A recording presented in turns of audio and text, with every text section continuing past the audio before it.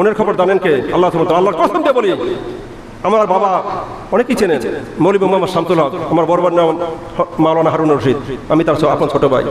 আমার বাবা মৃত্যুর পরে আমার মনটা এত আচ্ছা হয়ে গেছে। আমার বাবা একজন, আমি মনে করি একজন, সে একজন আল্লাহর ওলি ছিল।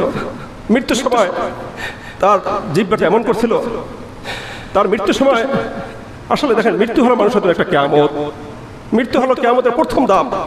আমি এবার বাবাকে দেখেছি মৃত্যুর সময়, মানে মৃত্যুর কষ্ট তো সবাই ভোগ করবে, তাই না?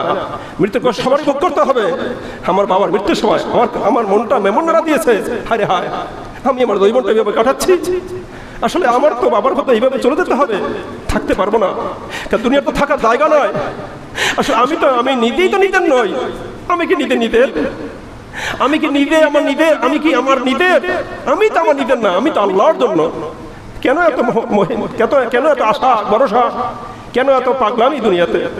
দেখ, তখন থেকে সিদ্ধান্ত নিয়েছি, আমার কোরআন আলম দিয়েছেন, আমি ঢাকা ইউনিভার্সিটি ঢাকা ভার্সিটিতে লেখাপড়া করেছি। আমার বাবা বলছে, বাবা মাদ্রাসা পড়ি, এলেম ঠিক রাখা না, আমল ঠিক রাখা না, তুমি এবার ভার্সিটিতে পড়বা, তা তোমার আমল তো আরো বিনষ্ট হয়ে যাবে। দেখুন, আমি আসলে সবচেয়ে আমার সবচেয়ে আমল বিনষ্ট হয়েছে ঢাকা ভার্সিটিতে পড়ার পরে।